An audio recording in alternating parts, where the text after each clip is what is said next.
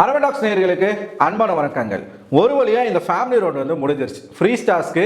ஆனால் இது வரைக்கும் நடந்த சீசனை கம்பேர் பண்ணும்போது இந்த சீசனுடைய ஃப்ரீ ஸ்டார்ஸ்க்கு வந்து அந்த அளவுக்கு சுவாரஸ்யமா இல்லை.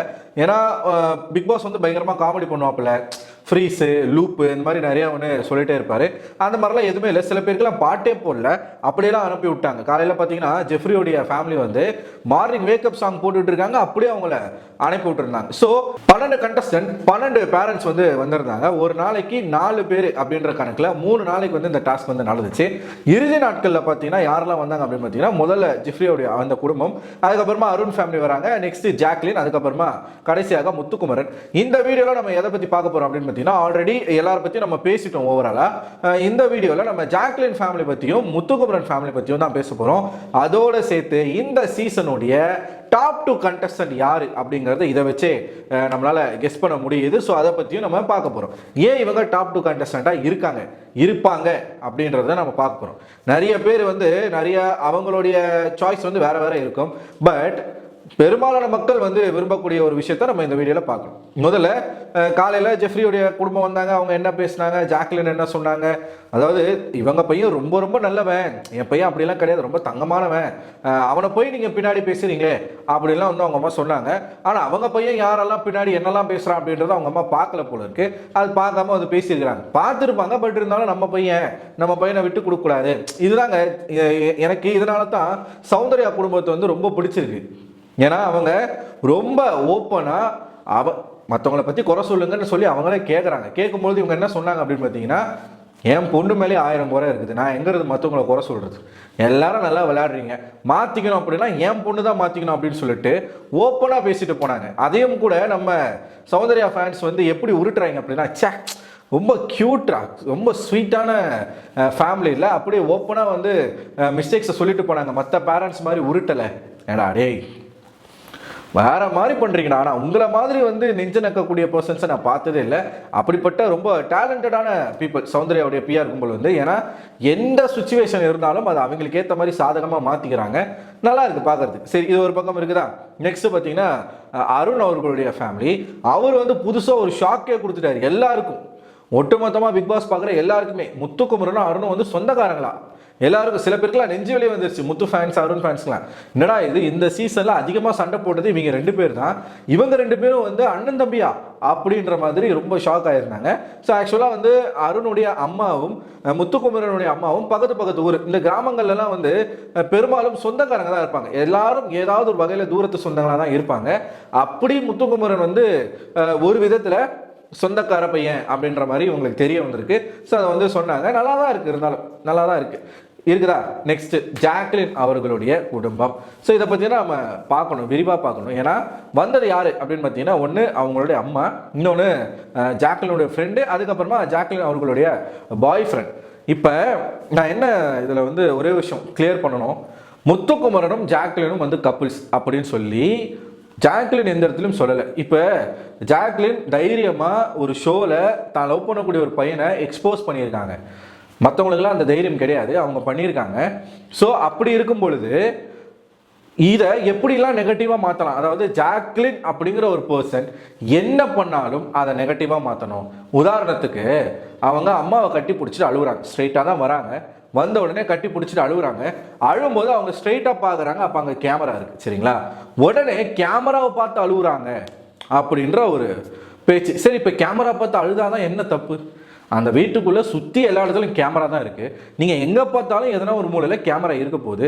இதை ஒரு விஷயம்னு வந்து பார்த்தியா ஜாக்லின், பார்த்தியா அழும்போது கூட கேமராவை பார்த்து அழுகுறா பார்த்தியா, டேய் யாரா நீங்களாம், என்னதாண்டா உங்களுக்கு பிரச்சனை அப்படின்ற மாதிரி தான் நமக்கு பார்க்கும்போது தோணுது. ஸோ இதில் ஆரம்பித்து எங்கே கொண்டு போய் முடிச்சிட்டாங்க தெரியுமா? ஜாக்லின் பார்த்தீங்களா, முத்துக்குமரன் கூட இத்தனை நாளாக சுற்றிட்டு, முத்துக்குமரன் கூட இத்தனை நாளாக ஜாக்லின் சுற்றுனாங்களாமா. எனக்கு இதெல்லாம் புதுசாக இருக்குது, சீரியஸாக. நானுமே 24/7 பார்த்துன்னு தான் இருக்கேன். எனக்கே இது புதுசாக இருக்குது. ஜாக்லின் முத்துக்குமரன் பின்னாடியே சுற்றி முத்துக்குமரனை ஏமாற்றிட்டாங்க. பார்த்தீங்களா, தனக்கு ஒரு பாய் ஃப்ரெண்ட் இருக்கிறதே அவங்க வந்து சொல்லாமல் முத்துக்குமரன் மனசில் வந்து ஆசையை மூட்டி விட்டாங்க. இதுக்கு பேர் என்ன தெரியுமா? கேவலமான எச்சத்தனம். ஏன்னா ஜாக்லினும் முத்துக்குமரனும் நல்ல நண்பர்கள். அதை தாண்டி முத்துக்குமரன் ஜாக்லினை விட வயசு கம்மியான பையன். நிறைய இடங்கள்ல ஜாக்லின் முத்துக்குமரனை தம்பியா தான் அட்ரஸ் பண்ணியிருக்காங்க. பிளஸ் ரெண்டு பேரும் வந்து ஒரு நல்ல போட்டியாளர்கள். இந்த வீட்டுக்குள்ள நிறைய இடத்துல ஜாக்லின் வந்து அவங்களோட பாய் ஃப்ரெண்ட் பத்தி இன்டைரக்டா சொல்லியிருக்காங்க. யாருமே எடுத்த உடனே டைரக்டா சொல்ல மாட்டாங்க, சரிங்களா? ஸோ அப்படி இருக்கும் பட்சத்தில் அவங்க ரெண்டு பேருக்குள்ள அந்த மாதிரி எண்ணங்களே கிடையாது. இவனுங்க தான் வெளியில வந்து ஜாக்மூன் போட்டு சாங்கா போட்டு எடிட் பண்ணி கியூட்டா இருக்குன்னு இவனுங்களா தான் கிரியேட் பண்ணானுங்க. யாரு? முத்து ஃபேண்டமும் ஜாக்லின் ஃபேண்டமும் அவங்க தான் கிரியேட் பண்ணாங்க. இப்போ ஜாக்லினோட பாய் ஃப்ரெண்ட் வந்து அவங்க இன்ட்ரோடியூஸ் பண்ணியிருக்காங்க அப்படின்னோடனே சில வன்மம் பிடித்த அவங்க முத்து ஃபேன்ஸ் அப்படிங்கிற போர்வையில கூட அதை பண்ணலாம். இந்த எச்ச வேலையெல்லாம் யார் பண்ணுவா? மிஞ்சு போனால் சௌந்தர்யா ஆர்மி பண்ணோம், இல்லைனா ராணுவ ஆர்மி பண்ணோம். இவங்க முத்துக்குமரன் அப்படின்ற அந்த ஒரு பேரின் கீழே ஜாக்லின் முத்துக்குமரை ஏமாத்திட்டாங்க. இதான் ஜாக்லின் வந்து ஒரு ஃபேக்கு, ஜாக்லின் வந்து பொய்க்காரி, முத்துக்குமரன் நம்ப வச்சு ஏமாத்திட்டா அப்படி இப்படின்னு. யார் தெரியுமா ஏமாத்துறாங்க இந்த வீட்டுக்குள்ள? சௌந்தர்யா விஷ்ணுவை ஏமாத்துறாங்க, சௌந்தர்யா ராயனை ஏமாத்துறாங்க, விஷால் தர்ஷிகாவை ஏமாத்துறான். அதே மாதிரி விஷால் இப்போ அன்ஷிதாவை ஏமாத்திக்கிட்டு இருக்கான். அதே மாதிரி விஷால் வந்து சௌந்தர்யா கூட நெருக்கி பழகிட்டு இருக்கான். ஜாக்லினும் முத்துக்குமரனும் எந்த காலத்திலும் அந்த மாதிரி இருந்ததே கிடையாது. நம்ம தான் என்ன பண்ணோம், அவங்க நல்லா இருக்கு, அந்த பேர் நல்லா இருக்குன்னு சொல்லிட்டு நீங்களா ஒன்று கிரியேட் பண்ணது. அதுக்கு எப்படி அவங்க பொறுப்பாவாங்க? இப்படி சோசியல் மீடியால ஒன்று மஞ்சளுடைய குழந்தை வந்து அறிவாளியா பேசிச்சாங்க, அறிவுத்தனமா. அந்த சின்ன வயசு 5 வயசு குழந்தைக்கு இருக்க வேண்டிய அறிவை தாண்டி அந்த பையனுக்கு அறிவு இருக்கு. சௌந்தர்யாவுக்கு அந்த அறிவே கிடையாது, சுத்தமா அறிவே கிடையாது. இந்த பையன் அந்த பொண்ணை வந்து கேள்வி மேல கேள்வி கேட்டு அந்த பொண்ணுக்கு பதிலே தெரியல அப்படின்னும் போது அவன் குழந்தை, அவன் வந்து வெகுளித்தனமா பேசுறான். எனக்கு இதுல ஒரு கேள்வி என்னன்னா, சௌந்தர்யா ஃபேன்ஸ் கிட்ட 30 வயசு ஆகுது, அப்படி இருக்கக்கூடிய பாதி ஆன்டி ஆயிட்டாங்க. அந்த ரேஞ்சில் இருக்கக்கூடிய சௌந்தர்யாவுக்கே மூளை இல்லை. அவங்களே வந்து நிறைய இடங்கள்ல கிரிஞ்சு தான் பண்ணிக்கிட்டு இருக்காங்க, குழந்தைத்தனமாக தான் பண்ணிக்கிட்டு இருக்காங்க. அதை ரசிக்கிற நீங்கள் நிஜமாவே ஒரு குழந்தை வந்து அவன் எதுவுமே மனசில் வச்சுக்காம அவன் பேசுகிறான், ரொம்ப வெகுளித்தனமாக இருக்கான். அதை நீங்கள் வந்து பேட் பேரண்டிங்னு சொல்கிறீங்களே, அப்போ பேட் பேரண்டிங்னு நீங்கள் முக்கியமாக சொல்ல வேண்டியது யாரை தெரியுமா? சௌந்தர்யாவுடைய அப்பா அம்மாவை தான். எனக்கு கேட்டால் நான் அதான் சொல்லுவேன். இருக்கிறதுலே 1ஆம் நம்பர் பேட் பேரண்டிங் பண்ண ஒரு பேரண்ட்ஸ் யார், அப்படி ஃபேமிலி யார் அப்படின்னு கேட்டிங்கன்னா சௌந்தர்யா ஃபேமிலியை சொல்லுவேன். ஏன்னா பாருங்க, 30 வயசு பொண்ணுக்கு ஒரு அறிவு கூட கிடையாது, ஒரு அறிவும் கூட கிடையாது. இந்தியாவுடைய கேபிட்டல் எதுன்னு தெரியல. நீங்கள் ஸ்கூலுக்கு அனுப்பிச்சிங்களா இல்லையா? அதுவும் பாருங்கள், ஒருத்தன் சென்னைன்னு சொல்கிறான், ராணுவ சென்னைன்னு சொல்கிறான், ராயன் டெல்லின்னு சொல்கிறான். டெல்லின்னு நமக்கு தெரியாதா? அவன் ராணுவம் வந்து சென்னைன்னு சொல்கிறானோடனே அதை கேட்டு அவங்க பண்ணுறாங்க அப்படின்னா, அப்போ ஆல்ரெடி இவங்க பேசி வச்சுட்டு வந்திருக்காங்க அப்படிங்கிற ஒரு விஷயம் இங்கே வந்து உண்மையாகுதுல்ல. அதே மாதிரி இன்னைக்கு கூட பார்த்தீங்கன்னா அபூர்வ சகோதரர்கள் வந்து ஒரு பாட்டு சும்மா பாடிக்கிட்டு இருக்காங்க. அப்போ ராணுவம் முட்டி போடு அப்படின்னு சொன்னால் இந்த பொண்ணு முட்டி போடுது, முட்டி போட்டு ஆக்ட் பண்ணு அப்படின்னா அந்த பொண்ணு முட்டி போடுது. எல்லாரும் அவங்க முன்னாடி உட்காந்துருக்காங்க. அன்ஷிதா சொல்கிறாங்க, சௌந்தர்யா முட்டி போடாத, எந்திரிச்சு. அது ஒரு மாதிரி இருக்குது பார்க்குறதுக்கே.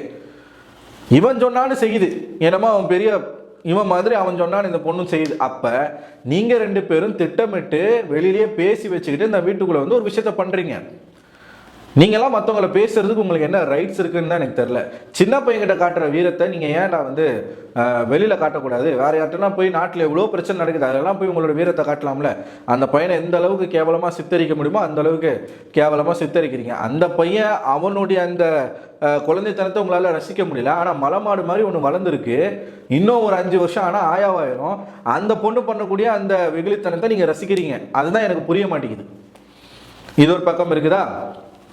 ஜாக்லின் அவர்களுடைய அந்த பாய் ஃப்ரெண்ட் வந்ததை வச்சு எவ்வளவு நெகட்டிவாக வெளியில் பேச முடியுமோ அவ்வளவு நெகட்டிவாக பேசிக்கிட்டு இருக்காங்க இந்த தற்கூரி கூட்டம். இது நெக்ஸ்ட் பார்த்தீங்கன்னா, இன்னைக்கு வந்ததில் ஜாக்லின் அவர்களுடைய ஃபேமிலி கிட்ட ஆல்ரெடி வெளியில் சில மெசேஜஸ் வந்து கன்வே பண்ணியிருந்தாங்க.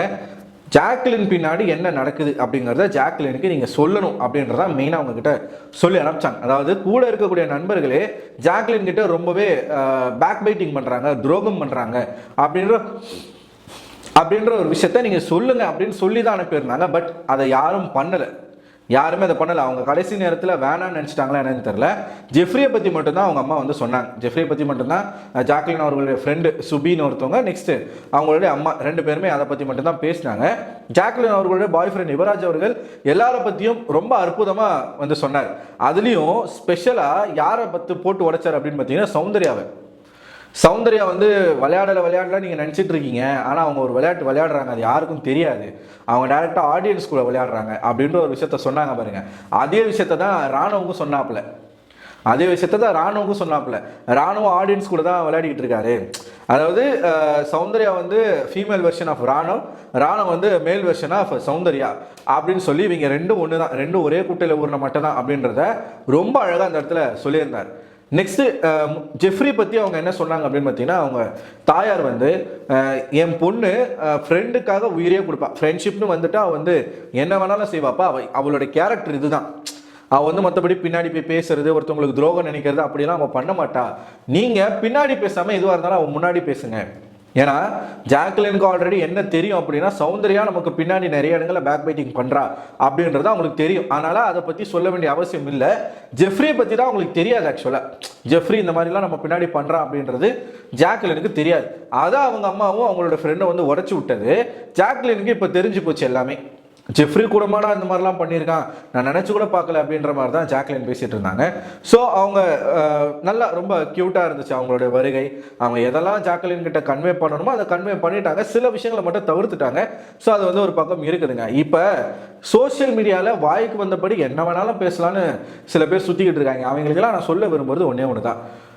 இந்த நான் கூட எனக்கும் இந்த தாட்லாம் இருந்துச்சு. சரிங்களா, விஜய் டிவி ப்ராடக்ட்டு, அதனால் இவங்களுக்கு ஈஸியாக வாய்ப்பு கிடைச்சிரும், இவங்கெல்லாம் என்னப்பா சோஷியல் மீடியாவில் வந்து வைரலான நபர்கள், அவங்களுக்குலாம் ஈஸியாக வாய்ப்பு கிடைச்சிரும் அப்படின்ற மாதிரி தான் ஆரம்ப காலத்தில் நானுமே நினச்சிட்டு இருந்தேன். ஆனால் சில இடங்களை நம்ம யோசிக்கும் பொழுது தான், ஒவ்வொருத்தரும் அவங்கள பற்றின கதைகளை சொல்லும் பொழுது தான் எனக்கு ஒரு தெளிவு கிடைச்சிருக்கு. இப்போ விஜய் டிவி ப்ராடக்ட் அப்படிங்கிற ஒரு பிராண்டை நம்ம கொடுக்குறோம் இல்லையா, அந்த விஜய் டிவி ப்ராடக்ட் அப்படின்னு அவங்க ஆகிறதுக்கு எவ்வளோ கஷ்டப்பட்டிருப்பாங்க அப்படின்ற ஒரு விஷயம் நம்ம யோசிக்கணும். ஸோ யாருமே இந்த இடத்துக்கு ஈஸியாக வந்துட முடியாது. இப்போ சோஷியல் மீடியாவில் இருக்கிற ஆட்களுக்கு தான் அதனுடைய வழி பற்றி தெரியும். இப்போ எனக்குமே அதை பற்றின எக்ஸ்பீரியன்ஸ் நிறையா இருக்குது. கடந்த ஒரு 5-6 வருஷமாக நான் யூடியூப்பில் தான் நான் இருக்கிறேன். பட் பெருசாக நான் வளர்ச்சி அடைஞ்ச மாதிரி எனக்கே தெரியல.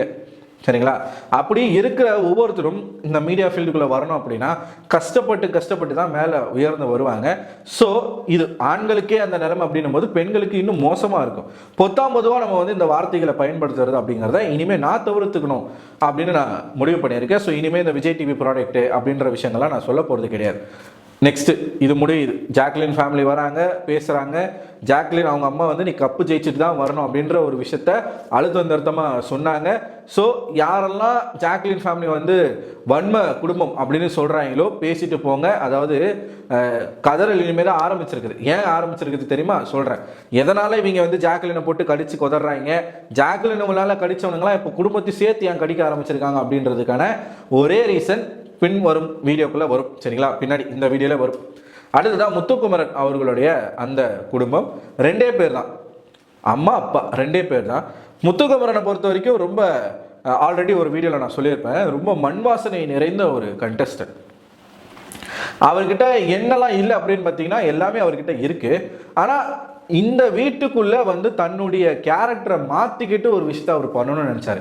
அது மட்டும் தான் எனக்கு முத்துக்கிட்ட பிடிக்காது. மற்றபடி முத்துவுடைய ஸ்ட்ராட்டஜி, கேம் பிளே எல்லாமே நல்லா தான் இருக்கும். நான் கேடு கட்டவன் தான் அப்படின்னு அன்ஷிதா கிட்ட அவர் சொல்லியிருக்க தேவையில்லை.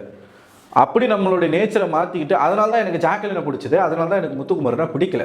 ஜாக்லின் எந்த இடத்துலையும் நான் வந்து ஒரு மோசமானவன் அப்படின்னு அவங்கள அடையாளப்படுத்திக்கல. அவங்க வெளியில் எப்படி இருந்தாங்களோ அப்படி தான் இந்த வீட்டுக்குள்ளும் இருக்கிறாங்க. இந்த கேமுக்குன்னு தன்னுடைய நேச்சரை மாற்றிக்கல. பட் முத்துக்குமரன் அதை ட்ரை பண்ண ஒரு கட்டத்துக்கு மேலே அதுலேருந்து வெளியில் வந்துட்டாரு. அது ஒர்க் அவுட் ஆகலை. சரிங்களா, ஸோ முத்துவோடைய அம்மாவும் அப்பாவும் வந்து முத்துவை பார்த்ததுமே ரொம்ப கதறி அழுதாங்க. ஸோ இதுதான் ஜாக்லின் அவங்க அம்மா அப்பா அவங்க அம்மா எப்படி அழுதாங்களோ அதே மாதிரி முத்துவோடைய அம்மாவும் பயங்கரமாக அழுதாங்க. முத்துக்குமரனை விடவும் முத்துக்குமரனுடைய அம்மா நல்லாவே பேசுனாங்க. சில திருக்குறள்லாம் வந்து அவங்க மனப்பாடம் பண்ணி எடுத்துகிட்டு வந்தது இங்கே சொல்லணும் அப்படின்னு சொல்லிட்டு அவங்க வந்தது, இதெல்லாம் பார்க்கறதுக்கு ரொம்பவே நல்லா இருந்துச்சு. ஸோ முத்துவோடைய அம்மாவையும் அப்பாவையும் பார்க்கும் பொழுது தான் நமக்கே தெரியுது, ஓகே இதெல்லாம் வந்து இவங்க கிட்ட இருந்தால் வந்திருக்கு.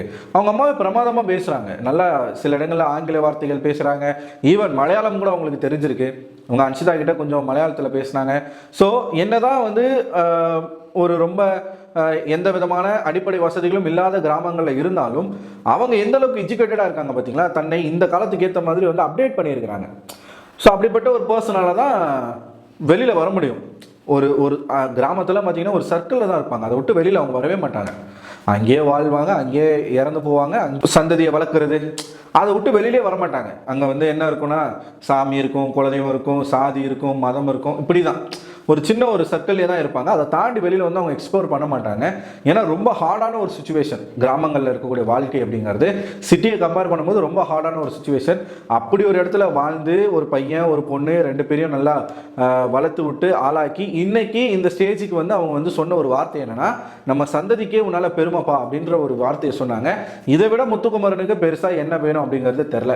அவங்களோட குடும்பத்தாரே வந்து ஒட்டுமொத்த குடும்பமும் முத்துவை நினைச்சு பெருமைப்படக்கூடிய அளவுக்கு அவர் பண்ணியிருக்காரு. முத்துக்குமரனுக்கு மட்டும் இல்லை, இந்த வீட்டில் இருக்க எல்லா கண்டஸ்டன்ட்டும் 20 கண்டஸ்டன்ட்டுக்குமே அது உண்டு. இன்னும் ஸ்பெஷலாக இந்த 12 கண்டஸ்டன்ட்டுக்கு அது அதிகமாக இருக்கும்.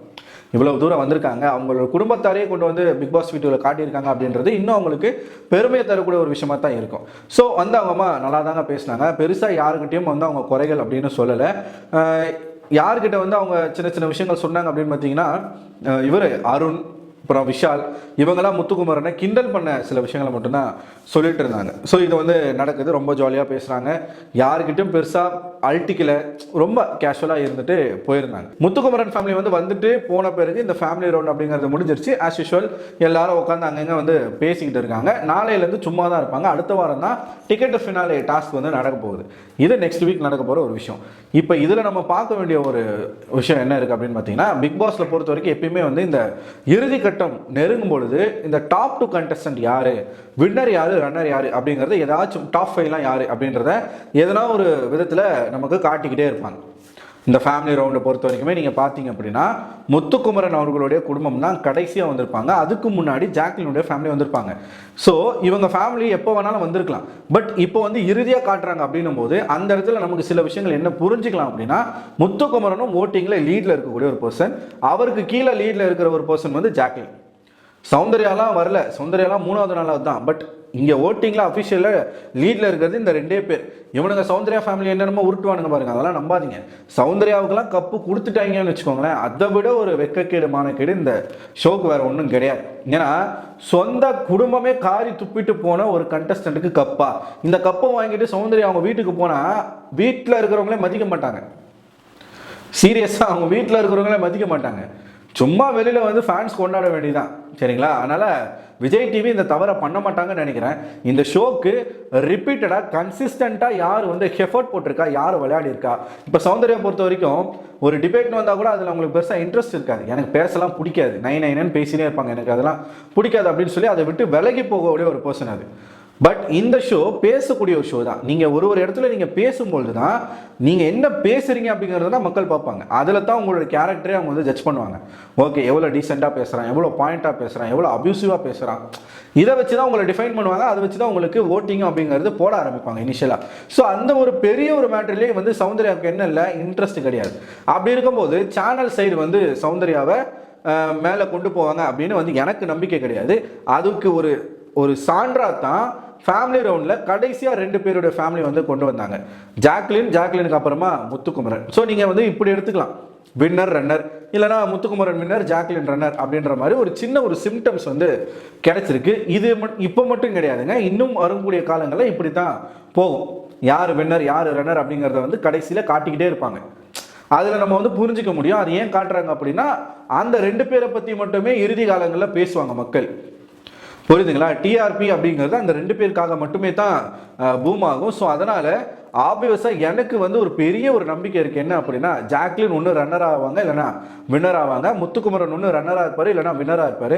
எனக்கு எது மிகப்பெரிய சந்தோஷம் அப்படின்னா, இந்த டாப் 2லலாம் வந்து சௌந்தர்யா வந்துடவே கூடாது. ஏன்னா டாப் 5ல நிச்சயமாக சௌந்தர்யா வருவாங்க. ஏன்னா அதுக்கான ஆட்கள் எல்லாம் வெளியில் இருக்காங்க. அதோடு போயிடணும், அதோடு வெளில போயிடணும். டாப் 2ல எக்காரணத்தை கொண்டும் சௌந்தர்யா உள்ளே வந்துடவே கூடாது. சீரியஸாக சொல்கிறேன், வந்துடவே கூடாது. அதுதான் மிகப்பெரிய ஸ்லிப்பர் ஷாட். யாருக்கு? எவெல்லாம் அபியூசிவாக பேசுகிறானோ, எவெல்லாம் வந்து தரக்குறைவாக பேசுகிறானோ, எவெல்லாம் பச்சை குழந்தை மேலே வன்மத்தை காட்டுறானுங்களோ அவனுங்க எல்லாருக்கும் அது மிகப்பெரிய ஒரு செருப்படியாக இருக்கணும். எனக்கு முழு நம்பிக்கை இருக்குது. பிக் பாஸ் அவங்க வந்து சில இடங்களில் வந்து நமக்கு அதை ரொம்ப உறுதியாகவே காட்டியிருக்காங்க. ஸோ நீங்கள் இதை வச்சு ஈஸியாக கணிச்சிடலாங்க. டாப் 1 வந்து இருக்கிறது முத்துக்குமரன் ஆர் ஜாக்லின். இவங்க 2 பேர் தான் முதல் 2 இடத்தை நிரப்புறது. இந்த 2 பேர் தான். இவங்களுக்கு அப்புறமா தான் மற்றவங்க வர போகிறாங்க. என்னுடைய டாப் 5 ப்ரெடிக்ஷன் யாராக இருக்க போகிறாங்க அப்படின்னு பார்த்தீங்கன்னா, ஒன்று முத்துக்குமரன், அப்புறமா ஜாக்லின், தீபக்கு, சௌந்தர்யா. வேறு ஆப்ஷன் கிடையாது, வேறு ஆள் இல்லை அங்கே. 5வது ஆளா வந்து எனக்கு அருண் இருக்கிறது பெட்ரு, ராணவ தவிர. ராணவ தாண்டி அருண் உள்ள இருக்கிறது பெட்ரு அப்படின்னு நான் நினைக்கிறேன். ஏன்னா அவனும் சேம் தான், சௌந்தர்யா எப்படியோ அதே தான் ராணவும். அவனும் பெருசாக ஒன்றும் கலட்டல. ஆனால் இவங்கள தான் ரொம்ப ஹைப்பு கொடுத்து பேசிக்கிட்டு இருக்காங்க 2 பேரும். கூட்டணியில், ஒரே கூட்டணியில் இருக்காதா பின்ன? இவர் அவங்க சப்போர்ட் பண்ணுறது என்ன, அவங்க இவங்களுக்கு சப்போர்ட் பண்ணுறது என்ன? இதுலேயே நிறைய விஷயங்கள். இப்போ பார்த்தீங்களா, சௌந்தர்யாவுடைய ஃபேமிலி வந்து சௌந்தர்யாவை கண்ணா பின்னான்னு திட்டிட்டு போயிட்டாங்க. அதன் மூலமாக சௌந்தர்யாவுக்கு என்ன கிடைக்காது, ஒரு பெருசாக ஒரு எக்ஸ்போஷர் அப்படிங்கிறது கிடைக்காது. மக்கள் மத்தியில் ஒரு விஷயம் வந்து சொந்த குடும்பத்தில் இருக்கிறவங்களே காரி துப்புறாங்க, அப்படி தான் அவள் இருக்கிறா அப்படின்ற ஒரு பேர் வந்திருக்கும். இதை தொலைக்கிறதுக்காக சௌந்தர்யா புதுசாக ஒரு ஸ்டண்ட் ஒன்று நடிச்சிருக்கிறாங்க. அதுதான் அவங்களுக்கு சான்சஸ் கிடைக்கும் போது, சினிமா சான்ஸ்க்காக அவங்க ஒரு இடமா அலையும் போது அந்த இடங்களில் நிறைய அட்ஜஸ்ட்மெண்ட் டார்ச்சர்ஸ் வந்து இருந்ததால திடீர்னு ஒரு ஸ்டோரி எடுத்து அவங்க பேசியிருக்காங்க. அந்த ஸ்டோரி அவங்க பேசுறதுக்கான ரீசன் என்ன, அதை வைத்து வெளியில் என்ன அரசியல் நடக்குது, இது எல்லாமே நம்ம இன்னொரு வீடியோவில் தெளிவாக பேசுவோம். கடைசி காலம் எதனா ஸ்கோர் பண்ணணும், எதனா ஒன்று பண்ணணும் அப்படின்றதுக்கான ஒரு ஸ்டண்ட் தான் இது. பேசுவோம், தெளிவாக பேசுவோம். ஸோ இப்போ நீங்கள் என்ன நினைக்கிறீங்க, முத்துக்குமரன் மற்றும் ஜாக்லின் இவங்களுடைய குடும்பம் வந்து இறுதியாக வந்ததை பற்றின உங்களுடைய கருத்து என்ன, என்னவா நீங்கள் யோசிக்கிறீங்க, அதை மறக்காமல் கமெண்ட் பாக்ஸில் கமெண்ட் பண்ணுங்கள். அது மட்டும் இல்லாமல் இந்த வீட்டில் இருக்கக்கூடிய பேரண்ட்ஸில் யார் வந்து கொஞ்சம் டாக்ஸிக்காக இருந்தாங்க அப்படின்ற அந்த ஒரு கருத்தையும் கமெண்ட் பாக்ஸில் கமெண்ட் பண்ணுங்கள். அடுத்த ஒரு வீடியோவில் உங்களுக்கு சந்திக்கிறேன். இந்த வீடியோ உங்களுக்கு பிடிச்சிருந்தா மறக்காமல் இந்த வீடியோ லைக் பண்ணுங்கள், உங்கள் நண்பர்களுக்கும் ஷேர் பண்ணுங்கள். அடுத்த வீடியோவில் உங்களை சந்திக்கிறேன். அதுவரை உங்களுக்கு விடைபெறுவது நான் அரவிந்தன்.